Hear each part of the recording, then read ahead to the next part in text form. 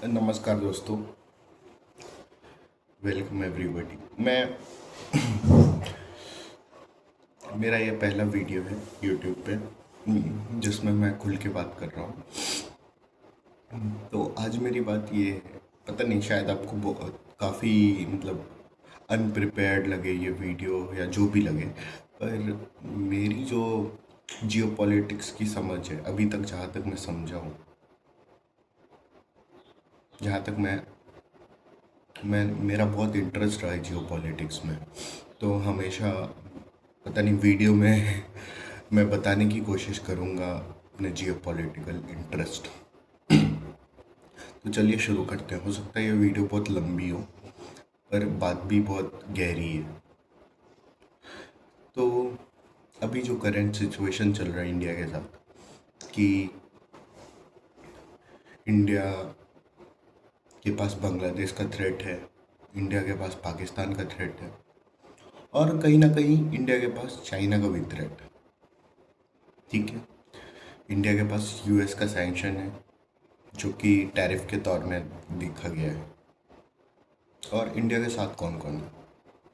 India के world में बहुत कम ही कंट्रीज़ हैं जो इंडिया के साथ हैं, जैसे रशिया, इसराइल और काफ़ी कुछ नेबरिंग कंट्रीज। ज़्यादातर हमारे साथ नहीं है, कुछ बहुत गिने चुने कंट्रीज हमारे साथ है। तो छोड़िए ये सब बात। अभी हम बात करेंगे करंट सिचुएशन क्यों आया है, क्यों डेवलप है, और जियो पॉलिटिक्स में हम बैक सीट लेंगे और बैक सीट से आके देखेंगे कि भाई चल क्या रहा है, ये सब क्यों हो रहा है। मैं हर जगह देखता हूँ, हर एक यूट्यूबर वीडियो बनाता है कि ये हो रहा है, वो हो रहा है, करंट अफेयर आपको, करंट करंट कर। लेकिन ये करंट अफेयर, ये यहाँ तक हम पहुँचे कैसे? ऐसा क्यों हो रहा है ये दुनिया? कोई भी चीज़ होती है या कोई भी आदमी, समझदार आदमी कुछ करता है, जैसे आप ही पढ़ाई करते होंगे तो उसके पीछे कुछ तो होगा रीज़न कि क्यों क्यों पढ़ाई करना चाहते हैं, क्या बनना चाहते हैं, कुछ भी होगा रीज़न आपका। वैसे ही जियो पॉलिटिक्स में भी बहुत सारी ऐसी चीज़ें उसके पीछे वजह वजह है कि भाई क्यों हो रहा है। उसी पे हम बात करेंगे।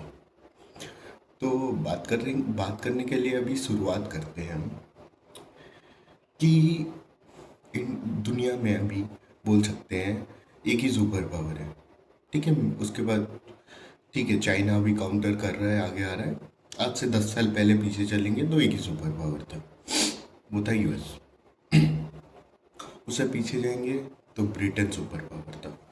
और जब ब्रिटेन सुपर पावर था तो उसने world war, Nazi Germany I, world war हुआ। उससे पहले जो वर्ल्ड वॉर वन हुआ था उसमें अलग वो वो अलग था। तो अभी बात करेंगे भाई, चलो आप फॉरवर्ड की बात करते हैं कि भाई अब जो यूएस पावर बना है और ये जो करंट सिचुएशन है दुनिया में क्यों है। ठीक है, बहुत धैर्य से आपको वीडियो देखना पड़ेगा बातें समझने के लिए। ठीक है, हम बात करेंगे कि करंट सिचुएशन क्यों है, पीछे चलते हैं। तो हम जाते हैं कब, जब जब यॉम किप्पुर वार हुआ था और इसराइल ने युद्ध किया था सेवरल अरब कंट्रीज़ के खिलाफ। और उसके बाद फिर हम देखेंगे ऑयल क्राइसिस आया था। जब ऑयल क्राइसिस आया था तो अमेरिकन्स लड़ रहे थे, तभी शेल रेवोल्यूशन भी नहीं था। शेल तेल निकालने का वो मेथड है जिससे अभी यूएस एनर्जी इंडिपेंडेंट बन चुका है। पहले एनर्जी इंडिपेंडेंट नहीं था यूएस, यूएस इंपोर्ट करता था, जैसे इंडिया भी इंपोर्ट करता है वैसे ही। तो जब एनर्जी इंपोर्ट करता था यूएस, तो गल्फ कंट्रीज़ ने, ओपेक कंट्रीज़ ने सैंक्शन लगा दिए कि नहीं, इतना हम डिसाइड करेंगे, ये करेंगे, वो करेंगे, जो भी था। तो ऑयल क्राइसिस हो गया, तेल के दाम $143 पर बैरल आ गए। अभी अमेरिका तो है सुपर पावर, उसको तेल तो चाहिए। लोग वहाँ फाइट कर रहे हैं, सड़कों पे आ गए हैं, तो कैसे भी राष्ट्रपति को तो बचाना है। तो उन्होंने एक डील किया सऊदी अरेबिया के साथ। सऊदी अरेबिया को बोला, एक काम करो, जिसको हम लोग पेट्रो डॉलर बोलते हैं, वो टर्म समझा रहा हूँ, पेट्रो डॉलर। सऊदी अरेबिया को यूएस ने बोला, भाई सुन, एक काम कर, तेरे से जो भी पेट्रोल खरीदेगा ना, हम सुपर पावर है, हमारे पास इतना पावर है, हम किसी को भी मिटा सकते हैं और किसी से भी तुमको बचा सकते हैं। तो एक काम करो, अरब स्प्रिंग भी चल ही रहा है, क्या हाल होगा तुम्हारा जानते हो तुम। एक काम करो तुम कि तुमको किसी भी थ्रेट से हम बचाएंगे, लेकिन बदले में एक चीज़ करना होगा तुमको। सऊदी अरेबिया ने बोला क्या? उसने बोला तुम्हें बस पेट्रोल जो है, जो जो क्रूड ऑयल है, वो तुम्हें बस उसमें बेचना है, यूएस डॉलर में। सऊदी अरेबिया में वो हम क्यों करेंगे? तो यूएस ने बोला कि इसलिए करोगे क्योंकि हम तुम्हें दुनिया की किसी भी ताकत से बचा सकते हैं, या किसी भी टकता पलट से बचा सकते हैं, या कोई भी प्रॉब्लम से बचा सकते हैं। हमारा हाथ हमेशा तुम्हारे ऊपर रहेगा ना। ऐसे रहता है ना, हफ्ता जो वसूली करता है, वो क्या बोलते हैं कि भाई तेरे को हम बचाएंगे, जो भी होगा नहीं होगा, तू बस मेरे को हफ्ता दे। तो हफ्ता यूएस ने ये बोला सऊदी अरेबिया को कि भाई एक काम कर, तू, तेरे को मैं हर थ्रेड से बचाऊंगा, तू बस ये पेट्रो डॉलर वाला कॉन्सेप्ट लगा दे। तो सऊदी अरेबिया ने बोला ये तो बहुत अच्छा डील है। क्यों? क्योंकि हाउस ऑफ साउदीज को, सऊदी मोनार्की को जो है, ये डील बहुत पसंद आया कि भाई हमारा मतलब हमारा राज तब तक चलेगा जब तक यूएस सही सलामत है, ऐसा कोई पैरल कंट्री ना आ जाए जो ये थ्रेट करे और हम पे डायरेक्ट वो ना करे। तो सऊदी अरेबिया मान गया। तो अभी पेट्रोल जितना भी कंट्रीज़ है उनको क्रूड ऑयल उसमें लेना पड़ रहा है, बट डॉलर्स में। ये देख के पूरा दुनिया, एनर्जी ही चलता है भाई, दुनिया में एनर्जी से ही चलता है सब कुछ। कोई भी चीज़ें आप घर से 50 किलोमीटर दूर नहीं जा पाएंगे, बैलगाड़ी से जाएंगे। अभी इलेक्ट्रिक कार का कॉन्सेप्ट आ रहा है धीरे धीरे धीरे धीरे, उससे पहले वही था, तभी नहीं था इलेक्ट्रिक कार। तो अभी कुछ भी चीज़ होगा आपको पेट्रोल का यूज़ पड़ेगा, क्रूड ऑयल का यूज़ पड़ेगा। वैसलीन से लेके, ठंड में वैसलीन लगाते हैं, ठंड में वैसलीन से लेके इंजन ऑयल से लेके कुछ भी आपको ज़रूरत पड़ेगा। तो यूएस ने जो है कि बोल दिया उसको, तो सऊदी अरेबिया मान गया। अभी चालाकी देखिए यूएस की। सऊदी अरेबिया अगर उससे डॉलर मिल रहा है तो क्या वो अपने ज़मीन में गाड़ के, वो माफियाज की तरह ज़मीन में गाड़ के चलेगा? नहीं, वो जितने भाई यूएस डॉलर है उसको लेगा और वो आके इन्वेस्ट करेगा आपका यूएस में, यूएस की ट्रेजरीज खरीदेगा। क्यों? क्योंकि यूएस की ट्रेजरी गारंटी करती है कि भाई हम आपको certain fixed amount of interest देंगे। बात ये है। तो सऊदी अरेबिया बोला ठीक है, हम ले लिया, बट उनको डॉलर मिल गया। अभी डॉलर को जाके उन्होंने ट्रेजरीज खरीद लिया, उस पर इंटरेस्ट लिया, ये लिया वो लिया, ये सब ठीक चल रहा था, 40 सालों से चल रहा था, ठीक है, किसी को कोई प्रॉब्लम नहीं था। फिर क्या हुआ, एक आदमी आया, उसका नाम था सद्दाम हुसैन। ये WMD और ये सब फलाना ठिकाना ये सब कुछ नहीं है। सद्दाम हुसैन आया, उसने बोला भाई मैं यूरो में बेचूंगा क्रूड ऑयल, यूरोज में क्रूड ऑयल बेचूंगा। और सऊदी, ये ईरान इराक पे सैंक्शन लगा हुआ था, सैंक्शन लगा हुआ था, और फूड के बदले उनको खाना मिल जाए, भूखे ना मरे, ये हाल किया था उसका कि उसको भूखे ना मरे, उसके लिए तेल बेचता था और यूएन के अकाउंट में यूएस डॉलर आता था। ठीक है, आगे तो यू यूएन के पास पैसा आता था इराक का, और फिर उसको खाने के लिए जो भी लेना था वो सब परमिशन लेना पड़ता था।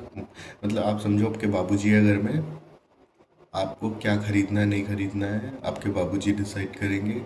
खाना भूखे ना मरे, ये ना मरे, वो ज़रूरत का सामान आप समझ लीजिए, बाबूजी क्या देते हैं ज़रूरत का सामान, सिगरेट तो देंगे नहीं, दारू तो देंगे नहीं, तो वही चीज़, वेपन तो देंगे नहीं, तो वही चीज़ है। तो उसने बोला कि, जो सद्दाम हुसैन है, बोला कि मैं डॉलर में डिच करता हूँ, मेरे को एक काम करो, आप यूरो में दे दो। अरे यूरो तभी तभी नया नया आया था, तो सब लोग तो हंसे उस पर, बहुत हंसे।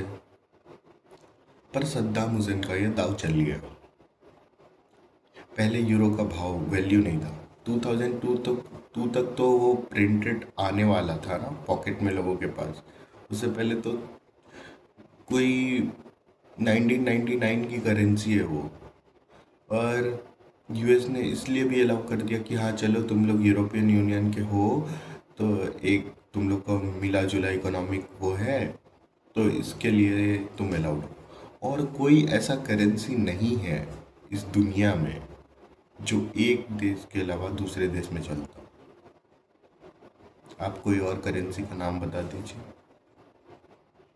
जो बहुत बड़े स्तर पे, जो वेस्टर्न ओन नहीं है, और वो दुनिया वो कहीं और चलता है, नहीं चलता। आप बोलेंगे फ्रेंच वाला, अरे भाई वो वेस्टर्न साइड ही है, वो कोई ईस्टर्न साइड का कंट्रीज नहीं है। तो ठीक है, अभी सद्दाम हुसैन ने यूरो में लेना चालू किया, यूरो का करेंसी स्ट्रांग होते गया। और सद्दाम हुसैन एक टाइम पे बहुत बड़ा समझदार इकोनॉमिस्ट लगने लगा सबको, ये बहुत समझदार आदमी निकला, ये हुआ वो हुआ। यूएस को लगा कि भाई मेरा डोमिनेंस गया। अभी अगर ओपेक कंट्रीज ने डिसाइड कर लिया कि ये जो यूरो वाला है बिक रहा है, पेट्रोल और फ़ायदा हो रहा है, मतलब क्रूड ऑयल बिक रहा है और फ़ायदा हो रहा है, दूसरी कंट्रीज ने पकड़ा, तो भाई हम ख़त्म है, यूएस डॉलर ख़त्म है। US dollar. और आपको मैं यूएस डॉलर की भी कहानी बताऊंगा, पहले ये कहानी सुन लेते हैं। तो अभी देख लिया सबने क्या है, सब देख लेंगे, और मेरा यूएस डॉलर कोई लेने वाला है नहीं, ठीक है। अब अमेरिका ने प्लान रचा। अब देखिए 9/11 हुआ है, ठीक है, गई है अफ़गानिस्तान में अमेरिकी फ़ौज लड़ने के लिए। उसके बीच में ही उन्हें सद्दाम हुसैन का याद आता है। क्यों? आप देखिए, डायरेक्टली अमेरिका की जनता जो है अपने सैनिक को डायरेक्टली, देखिए वॉर में किसी देश को जाने के लिए बहुत कन्विंसिंग चीज़ें चाहिए, बहुत कन्विंसिंग चीज़ें चाहिए कि आपके साथ होना चाहिए, तब पूरे देश की जनता में आक्रोश बनता है, और वो फिर बोलते कि हाँ चलो मारो इसको, ये करो, वो करो, युद्ध करो, जो करो। जैसे इंडिया, आप देखेंगे कि इतने सालों तक टेररिज्म झेलने के बाद भी अभी तक फुल स्केल वॉर करने, हर बार हम पे वॉर थोपा गया है। इंडिया ने कभी वॉर की शुरुआत नहीं की है। तो वैसे ही अब देखिए 9/11 हुआ, हमें अमेरिकी फ़ौज निकली अमेरिका से, पहुंची अफ़गानिस्तान में। रहती तो बहुत जगह है, पर युद्ध करने के लिए पहुंची अफ़गानिस्तान में, ठीक है। युद्ध किया किया किया किया उन बीच में आप देखेंगे, अब अफ़गानिस्तान युद्ध के बारे में आप जब देखेंगे, भाई तालिबानी अभी निकले ही है, अभी पूरी तरह से डिफीट भी नहीं हुए हैं। उन्होंने क्या किया, उसको छोड़ा, सद्दाम हुसैन के पीछे निकल गए। क्यों? क्योंकि उनको मौका मिला कि भाई अभी सारा हमने वॉर की तैयारी कर ली है, ये कर लिए, वो कर लिए, एक टेररिज्म का जो प्रॉब्लम था उसको लेके, और अब हम युद्ध लड़ सकते हैं। तो वेपन ऑफ मास डिस्ट्रक्शन का बहाना लगाया सद्दाम हुसैन के ऊपर, ठोक दिया उसको, और बताया दुनिया को कि कोई भी इंसान अगर डॉलर के खिलाफ गया, पेट्रो डॉलर के खिलाफ गया, क्रूड ऑयल बेचना है तो डॉलर में बेचना है, अगर इसके खिलाफ किया तो इसका क्या हाल होगा ये देख लो।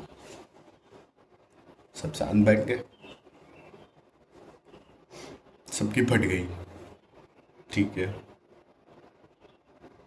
कुछ नहीं हुआ, कुछ नहीं हुआ। सद्दाम हुसैन को मार के इन्होंने जो किया, बहुत अभी देख लो इराक का क्या हाल है। और आपको दोस्तों ये बता दूँ बहुत इम्पोर्टेंट चीज़, कि भाई जब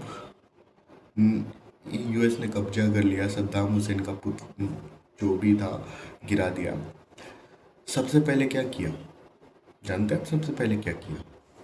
जो वो यूरो में पैसा तेल बिक रहा था ना, उसको सबसे पहले डॉलर में कन्वर्ट किया जी, और जितना भी यूरो बैंक में था उस यूरो अकाउंट को क्लोज किया, और जितना भी पैसा था यूरो का वो सारों को इन्होंने यूएस डॉलर में कन्वर्ट किया। और आज बोल दिया कि आज के बाद जो भी पेट्रोल बिकेगा, मतलब जो भी क्रूड ऑयल बिकेगा, वो अब इराक में डॉलर पे बिकेगा। और देखिए, अरबिक कंट्रीज हैं, वो टेक्नोलॉजिकली उतनी आगे नहीं है। आप जितने भी कंट्रीज देखेंगे, और सबसे अच्छी टेक्नोलॉजी, डिफेंस टेक्नोलॉजी किसके पास? वेस्ट के पास। चाइना के पास भी अभी नहीं है उस लेवल की, और है भी तो प्रूवन नहीं है। सारे कंट्रीज को दिखा दिया। सऊदी अरेबिया को भी थोड़ी सी बीच में चाहत जगी थी, इसी बीच में तो सद्दाम हुसैन का चैप्टर क्लोज हो गया। फिर सांतरा सांतरा सा फिर आया मोहम्मद गद्दाफी की बारी। अब मोहम्मद गद्दाफी ने क्या किया था भाई? प्रोटेस्ट तो हर देश में होता है, पेरिस में होता है, यूएस में है तो भाई कैपिटल हिल्स में घुस जाते लोग, उनके कैपिटल के उसमें घुस जाते प्रोटेस्ट करते करते, और वहाँ पे वो हो जाता है। तो इसका मतलब क्या है कि कोई और कंट्री आके अटैक कर देगा। लीबिया का केस यही था भाई साहब। मोहम्मद गद्दाफी, जो लीबिया के तानाशाह कहा जाता है उनको, वो जब लीबिया में थे तो लीबिया का इकोनॉमिक कंडीशन बहुत अच्छा था। अफ्रीकन यूनियन का अध्यक्ष भी थे वो। उन्होंने एक सपना देखा कि एक अफ्रीका के पास सारे रिसोर्सेस है, गोल्ड है, डायमंड है, रॉ मटेरियल्स है, सब कुछ है। तो कोई यूरेनियम है, यहाँ तक कि यूरेनियम भी है, सब कुछ है। तो भाई इसका दाम यूएस क्यों तय करता है, या वेस्टर्न कंट्रीज क्यों तय करती है? और जितने भी अफ्रीकन कंट्रीज है उसमें फ्रेंच फ्रेंच एक है करेंसी, सीएमएफ करके है कुछ, या ऐसे कुछ है, I am forgetting the name. हाँ, फ्रैंक करके कुछ करेंसी, ये 14-15 देशों में वही चलती है। तो उसके कारण इनडायरेक्ट फ्रांस का सॉफ्ट पावर है वो। तो अभी गद्दाफी के पास बहुत पैसा था, बेच बेच के उनके पास गोल्ड रिजर्व भी बहुत था, एक माना जाता है 143 टन सोना भी था। तो उन्होंने डिसाइड किया कि हम एक काम करते हैं, जितने भी अफ्रीकन कंट्रीज़ हैं, अफ्रीकन यूनियन के कंट्रीज़ हैं, सबके साथ मिलके एक ऐसा अल्टरनेट करेंसी बनाते हैं। तो अल्टरनेट करेंसी आपका सद्दाम हुसैन का था कि हम यूरो में बेच लेंगे, पर इनका क्या था कि हम अल्टरनेट करेंसी बेचेंगे, और ये वेस्टर्न कंट्रीज या जितने भी देश हैं जिनको भी अफ्रीका से माल खरीदना है या लीबिया से माल खरीदना है, वो हमारी करेंसी में खरीदे। और वो करेंसी जो है गोल्ड बैक्ड होगी, ना कि एक ग्रीन कलर का पेपर, और उस पर बोल दिया कि यूएस गवर्नमेंट ने बोल दिया कि गारंटी कर रहा है, तो नहीं, ये प्रॉपर गोल्ड बैक करेंसी होती। उतना गोल्ड भी था इनके पास। तो फिर क्या हुआ आप जानते ही होंगे, क्या हुआ मोहम्मद गद्दाफी के साथ।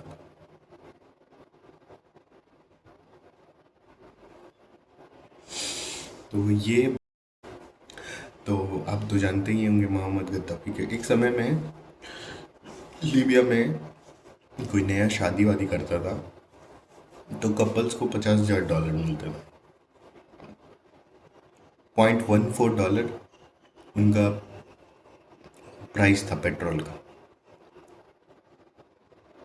इकोनॉमी बहुत आगे जा रही थी। क्या किया? प्रोटेस्ट करवा के मारा दिया।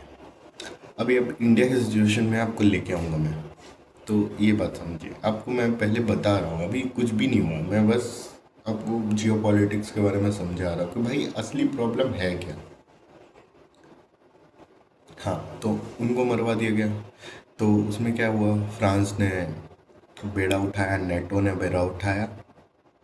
आप देखिए, जितना बार भी वेस्टर्न करेंसीज को डोमिनेशन को लेके, मतलब वेस्टर्न जितने भी बैंकिंग सिस्टम या फिर वेस्टर्न करेंसीज और इसके खिलाफ कोई भी चीज़ आगे आया इंसान, वो इंसान अगर हल्का भी कमज़ोर रहा तो उसको मार दिया गया। अब चल रही थी, देखिए, US$, पैसा अगर आपके पॉकेट में, हमारे पॉकेट में है, अगर मैं किसी को पैसा दे के सामान खरीद पा रहा हूँ तो वेल एंड गुड। $के साथ यही हो रहा था कुछ समय तक। अब हम बढ़ते हैं अगले चैप्टर की तरफ। अब क्या हो गया भाई? अब क्या प्रॉब्लम हो रहा है? तो अब प्रॉब्लम ये हो रहा है, मान लीजिए आपके पास 100 रुपये है, मेरे पास 100 रुपये, मेरे पास एक सामान है, मान लीजिए ये बोरोलिन का डब्बा है, ये हमारे पास है, ठीक है। इसका मैंने दाम रख दिया 100 रुपये। आपके पास पैसा है, आप आए मेरे पास, या मान लीजिए आपके पास UPI है, ठीक है, आपका पैसा बैंक में रखा हुआ है, आपके पास UPI, ये परफेक्ट एग्जांपल होगा, जैसे स्विफ्ट सिस्टम से बाहर किया है। तो मान लीजिए आपके पास पैसा है, आपने बहुत मेहनत करके कमाई है, दिन भर मेहनत किया, आपने कमाया, आपको ये चाहिए, बहुत बहुत ज़रूरत है, आपका ठंड में होठ फट रहा है, आपने पैसे लेके आए, UPI करने का स्कैन किया, आपको बताया यू कैन नॉट ट्रांजैक्ट। आप बोलेंगे भाई ये क्या हुआ? तो जो बैंक वाला है, आप उसको फ़ोन करेंगे तो बैंक वाला कहेगा कि आप BJP को सपोर्ट करते हैं, इसके लिए आपका ट्रांजैक्शन हम नहीं कर सकते। आपको लगेगा भाई मैं क्या बात कर रहा हूँ। यही बात हुई है वर्ल्ड पॉलिटिक्स में, यही बात हुई कि रशिया जब अपने हार्ड अर्न मनी को लेके गया,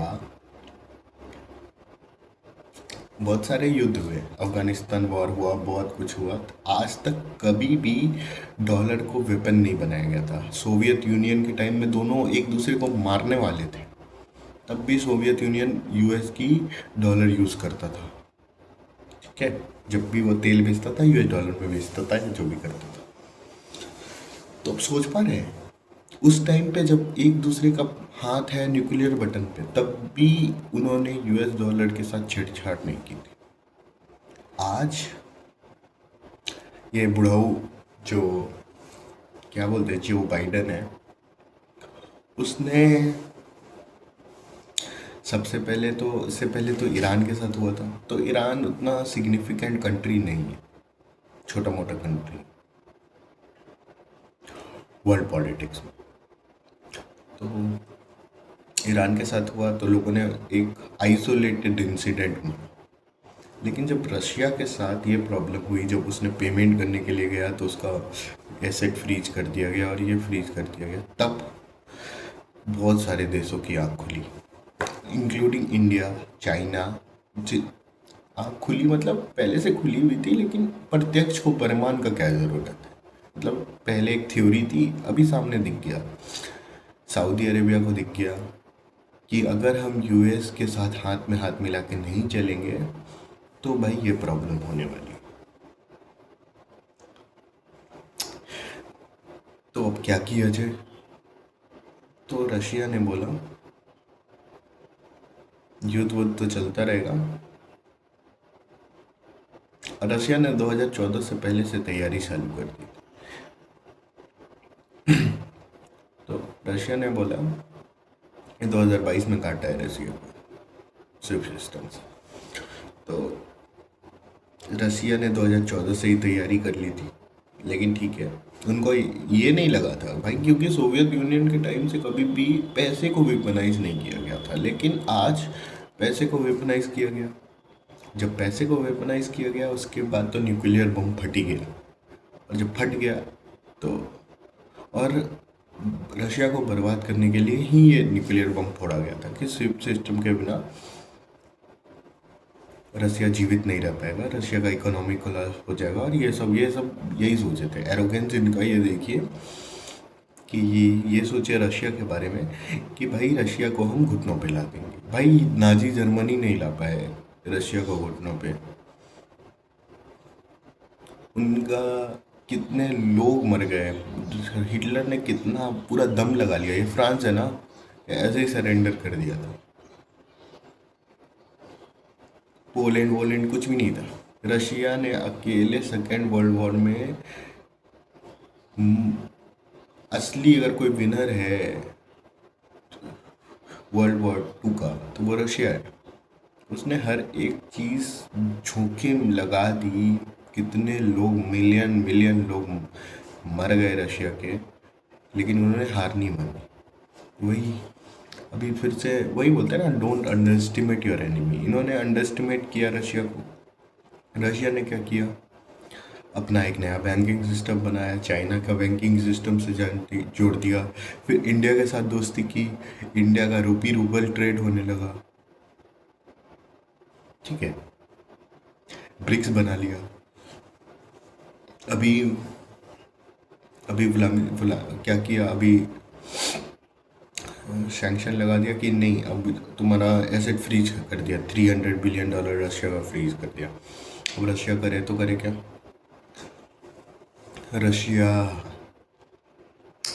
ने बहुत बड़ा काम किया। रशिया ने क्या किया, अपने एनर्जी सेल जो भी यूरोप को कर रहा था, बोला कि भाई अब रूबल में पैसा दो, क्योंकि यूएस डॉलर मेरे लिए रद्दी है, मैं यूज़ ही नहीं कर सकता, अब तुम रूबल में पैसा दो, तब हम आपको तेल देंगे। और यूरोप के पास तभी एनर्जी सोर्स थी नहीं, तो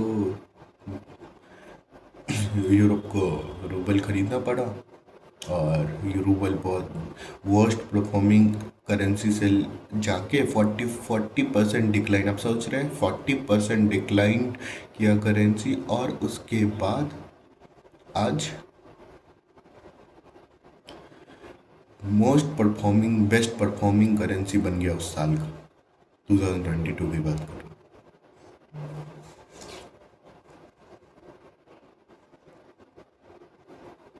तो अब उसके बाद रशिया, तो रशिया ठीक है, अब चलिए हटाइए ये सब बातें।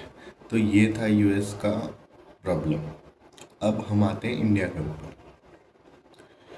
इंडिया तेल खरीदता था, कहाँ से खरीदता था, सऊदी अरेबिया से खरीदता था, ईरान से खरीदता था। ईरान से एक खरीदता था, उसके बाद यूएस ने बोला मत खरीदो, इंडिया ने बोला ठीक है नहीं खरीदेंगे, और बाकी बहुत सारे देशों से खरीदता है, जैसे कि इराक हो गया, ये वो बहुत सारे देशों से खरीदता था, प्राइमरली सऊदी अरेबिया से खरीदता था।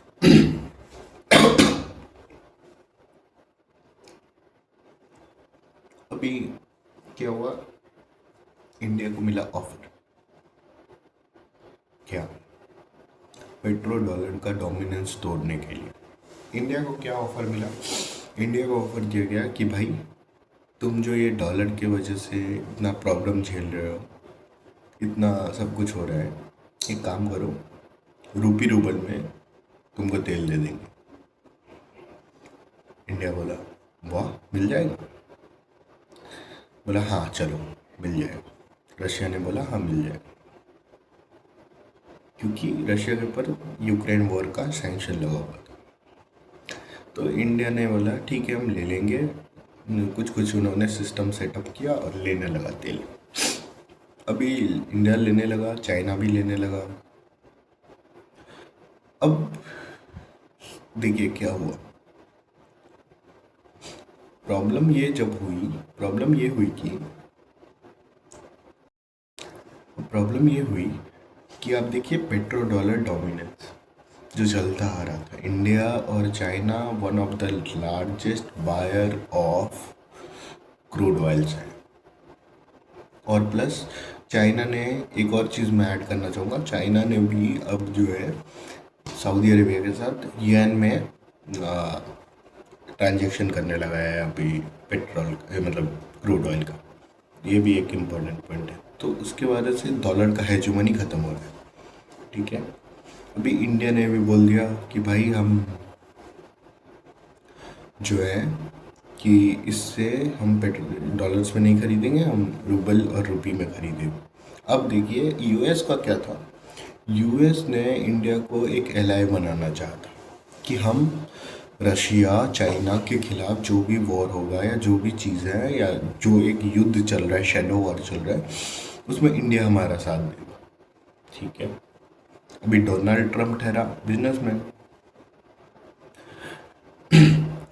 अभी पिछली बार तो बहुत खुश था वो, कुछ प्रॉब्लम नहीं थी उसको। अभी क्या प्रॉब्लम हो गई, प्रॉब्लम ये हो गई कि इंडिया ने पेट्रोल क्रूड ऑयल रूबल में खरीदा, रुपये में खरीदा। ये प्रॉब्लम है।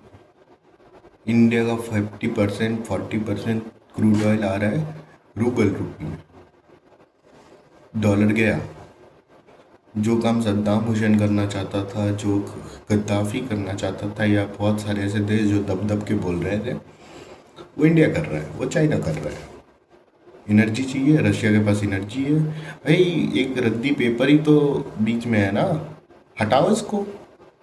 इसके पास कमोडिटी है, ये बायर है, इंडिया खरीद रहा है। पेट में दर्द उसको हो रहा है, क्यों? क्योंकि बिचौलिया, आप बिचौलिया को हटाएंगे तो बिचौलिया को प्रॉब्लम तो होगा। कभी यूएस को प्रॉब्लम हो गई, भाई ये क्यों कर रहा है? इंडिया ने बोला अरे ये तो सैंक्शन की वजह से, आप ही ने तो बोला था। इंडिया भी बहुत तेज है, मैंने बोला आप ही तो बोले। इस पर नहीं नहीं ख़त्म करो, इसके वजह फंड हो रहा है, वॉर फंड हो रहा है।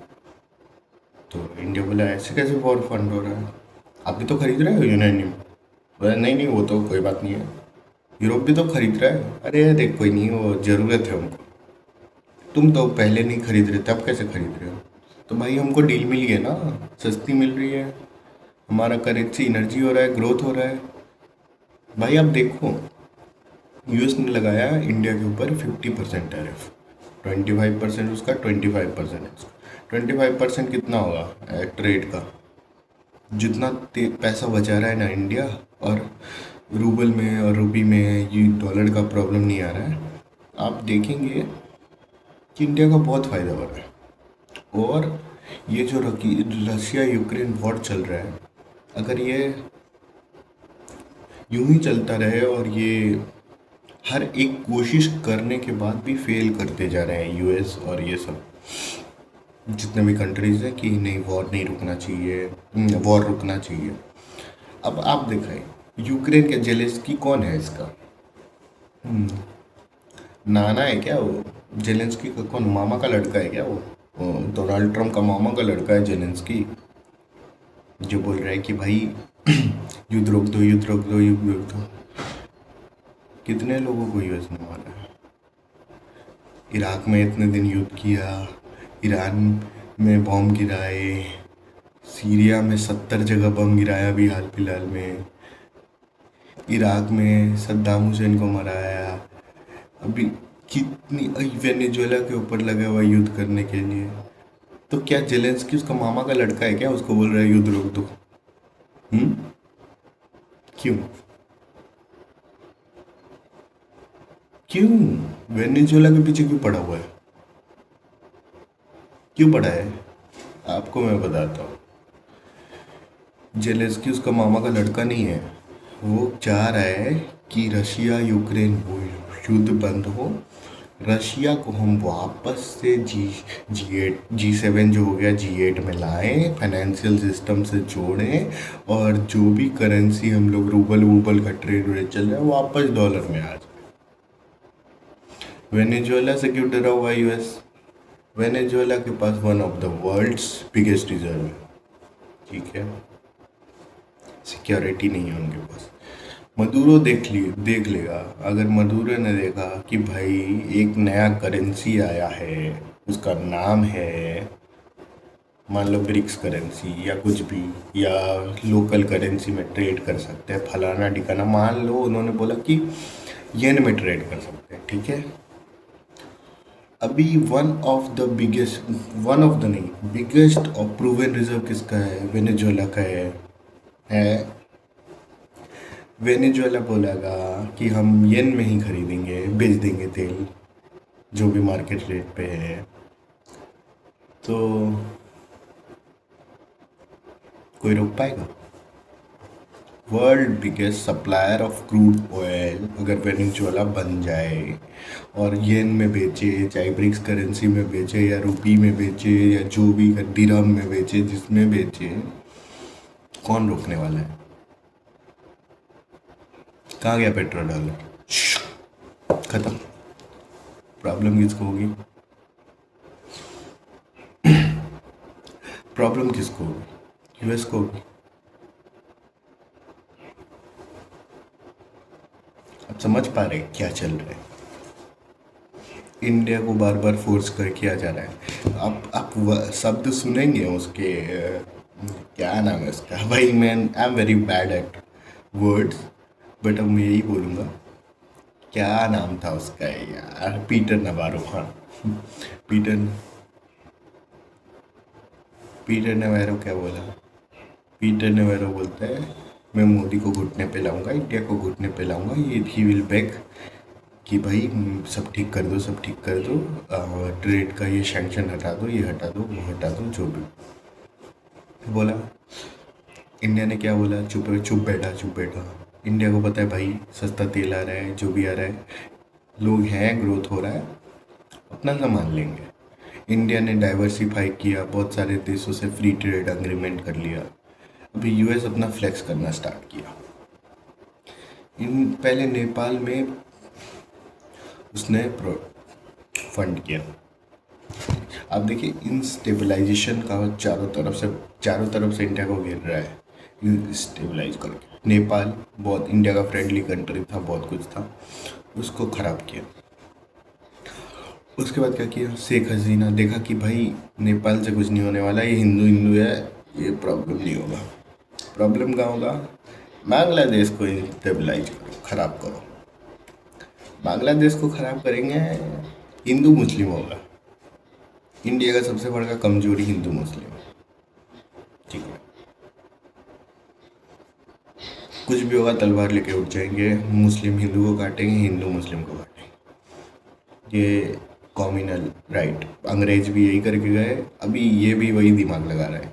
उसको ब्रिटेन चचा ने बोल दिया होगा भाई एक काम करो, जातिवाद फैलाओ। जातिवाद में फेल हो गया राहुल गांधी, जातिवाद फैला के।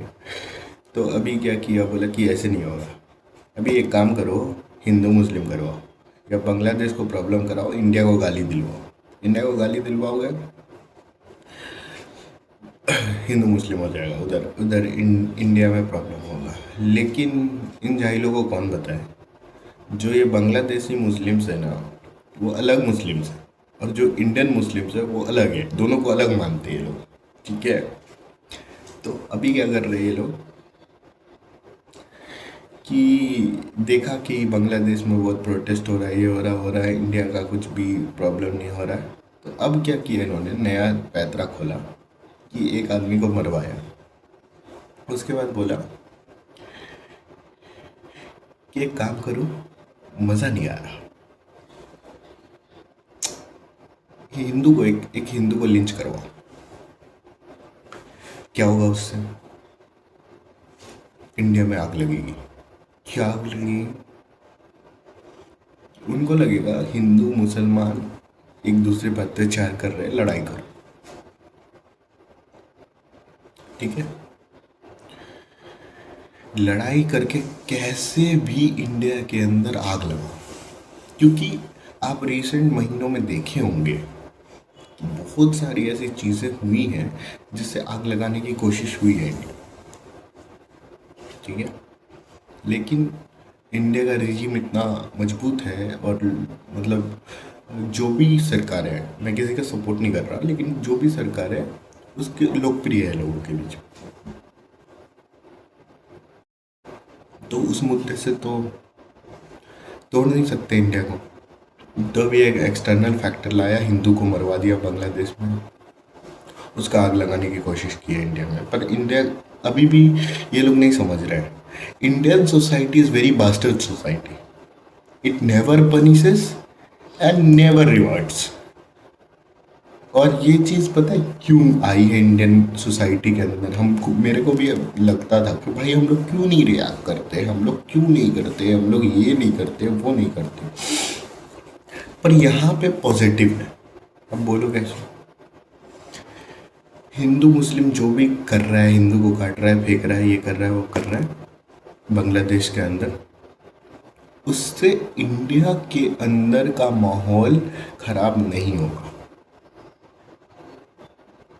इस बात को लिख लीजिए, क्योंकि बांग्लादेशी मुस्लिम्स, आप जब उनके बारे में जानेंगे तो उनको पता, आपको पता चलेगा कि Pakistani even hated them, Pakistani Muslims even hated them. तो इंडिया में जो भी है, अब समझ जाए, आप समझदार हैं, आप समझ जाएंगे इस बात को प्रॉपर। तो इंडिया ने शरण दिया, तो ठीक है, ये बात होगी। अब इंडिया के खिलाफ ये सब चालें चल रही है, तो उधर एजेंट मर रहा है, पाकिस्तान को प्रोवोक किया जा रहा है। अभी अभी 800 मिलियन की 700 600 कुछ मिलियन डॉलर दिया गया किसको, पाकिस्तान को, कि जेट ठीक कर लो अपना। उसके बाद आसिम मुनीर, मेरा डोनाल्ड ट्रंप का चाचा का लड़का है, उसको बुला के खिला पिला रहे। क्यों खिला पिला रहे? इंडिया को परेशान करो भाई, ज़्यादा डेवलप कर रहा है, हमारी बात नहीं मान रहा, पेट्रोल डॉलर खरीदो। अभी इंडिया अगर फिर से पेट्रोल डॉलर खरीदने लगे, अगर इंडिया झुकेगा तो फिर मज़ा आ जाएगा ना, फिर उनको क्या प्रॉब्लम होगा? फिर पाकिस्तान तो भाई मैं तवायब है ना, जो पैसे देंगे उसके पास जाएंगे। अभी पाकिस्तान को क्या है, अभी यूएस ने दिया, खुश है भाई, नाच रहे हैं, नाच रहे हैं, नाच रहे हैं, इंडिया को परेशान कर रहे हैं। अभी कल को चाइना पैसा देगा, फिर चाइना इंडिया को फिर चाइना की तरफ से परेशान करेंगे, फिर कोई और पैसा देगा, फिर और कुछ करेंगे। ये तो भाड़े के टट्टू है। तो आप देखेंगे कि असली मकसद तो यूएस का था, इंडिया को परेशान करना, इंडिया को। लेकिन यहीं पे काम आया रशिया, चाइना को भी थोड़ी समझदारी आई है कि हाँ भाई, लड़ाई वड़ाई करके अभी मेरा, हम लोगों का बिगर गोल ये है कि हम ये डॉलर हेजुमनी ख़त्म करें, ये करें, वो करें, अभी लड़ो मत। और इंडिया के ऊपर ये चैलेंजेस हैं कि इंडिया, क्योंकि इंडिया, जैसे आपका कोई दोस्त है, ठीक है, मान लीजिए, ठीक है, एक तरह से पहले उतना आप पसंद नहीं करते थे, एक टाइम के बाद दोस्ती हुई, लेकिन फिर जो है कि नेचर की वजह से फिर आप उससे अलग हो गए। तो इंडिया भी कभी यूएस का दोस्त नहीं रहा था, अभी थोड़ा चालू हुआ था, उसके बाद फिर दूर हो गए अभी फिलहाल टैरिफ के बारे में। पर यूएस को भी पता है कि भाई इंडिया के बिना मेरा काम चलने वाला नहीं है। क्यों? क्योंकि चाइनीज़ को उतना वो नहीं है, और चाइनीज़ ज़्यादा पेट्रियोटिक और ये अलग तरीके के है, इंडिया वाला ही है जो आके हमारा काम कर सकता है। हमको तो बैठ के पैसे गिनने हैं, तो इंडिया है तो डायरेक्टली बैन तो कर नहीं सकता है, डेमोक्रेसी भी है, ख़राब भी लगेगा। ऐसा तो नहीं है भाई सद्दाम हुसैन है चाहे वो है। तो यूएस का ये है कि इंडिया को अलग तरीके से डिस्टेबलाइज करे, फिर कोई प्रॉब्लम क्रिएट करे। पर इसके पीछे लगे हुए लोग प्रॉपर ठीक करने के लिए। तो ये चीज़ है, और आप देखिएगा कुछ साल के बाद आप देखिएगा। और एक बात, हाँ, इंडिया का foreign forex reserve US dollar में रहता है, ठीक है, लेकिन इंडिया ने अपना ट्रेजरी कट किया है। ट्रेजरी जो भी खरीदता था, ट्रेजरी बॉन्ड्स, इन्होंने कट किया। अब शायद पहले 200 या 300 बिलियन, 300 के आसपास रहता था, बिलियन डॉलर्स के आसपास, 400, 300, 400 ऐसे बिलियन डॉलर। अभी 199 बिलियन डॉलर्स है। वैसे ही चाइना का 1.3 ट्रिलियन रहता था, अभी वही 600 के लगभग है उनका भी यूएस ट्रेजरीज। तो धीरे धीरे घटता जा रहा है, और इसको ट्रेजरीज वो बेच के क्या खरीद रहा है कंट्रीज? गोल्ड। गोल्ड प्राइस इसलिए बढ़ा था और बढ़ेगा भी। क्यों? गोल्ड से आपको दिमाग में आया होगा गद्दाफी के साथ क्या हुआ था, और उसके पास गोल्ड बैकिंग थी। अब देखिए चाइना, रशिया, इंडिया सारे गोल्ड खरीद रहे हैं। इवन इवन टर्की भी खरीद रहा है, इवन सिंगापुर भी खरीद रहा है, कुछ हद तक ब्राज़ील भी खरीद रहा है। क्यों? ये मेजर जो बैकर्स हैं, रशिया, चाइना, इंडिया, ये क्यों गोल्ड खरीद रहे हैं? क्योंकि इनको धीरे धीरे एक एक पॉइंट आएगा जहाँ पर यूएस ट्रेजरीज खरीदने वाला कोई नहीं मिलेगा। खुद को फंड करना पड़ेगा उनको, खुद की गवर्नमेंट को खुद को फंड करना पड़ेगा, और यूएस को। और उसके बाद आप लोन के लिए लोन लोन लोन लोन कितना लेंगे जब कोई बाहर वाला लेने वाला नहीं रहेगा? इम्प्लोड होगा। सरवाइव कौन करेगा? जिनके पास गोल्ड होगा। और गोल्ड किनके पास है? रशिया, चाइना, इंडिया, कुछ हद तक।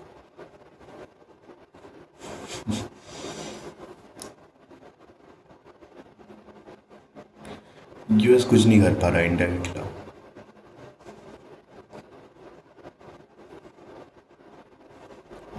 ऊपर से व्लादिमीर पुतिन इंडिया आ गए। ये अब क्या लगाओगे? घूमने आए?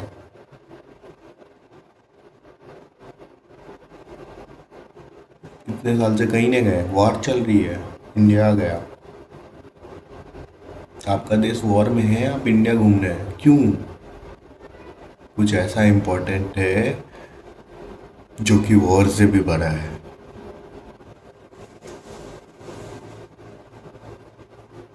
इंडिया को आश्वासन चाहिए था, और इंडिया से आश्वासन लेने आए थे व्लादिमीर पुतिन कि भाई बीच मझधार में छोड़ोगे तो नहीं हमको। मोदी ने कहा नहीं भाई, तुम्हारी तेल हम खरीदेंगे, जैसे होगा वैसे होगा, हम तेल तुम्हारी खरीदेंगे, हमको भी छुटकारा चाहिए यूएस से, कुछ साल रुक जाओ।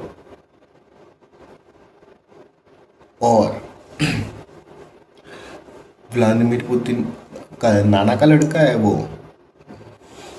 क्या नाम है इसका, डोनाल्ड ट्रम्प, चाहे जेलेंस्की का भाई है क्या वो? यूक्रेन वाले मर रहे हैं, हमको बहुत दुख हो रहा है। इतने सारे युद्ध लड़े हो आप, अभी भी युद्ध करने की तैयारी में हो, मर रहे हैं इतने लोग। कुछ नहीं, इनको क्या है ना कि रशिया को वापस से लाओ बैक चैनल से, ताकि हमारा पेट्रोल डॉलर बचा रहे। कुछ नहीं होने वाला, ख़त्म हो गया वो टाइम।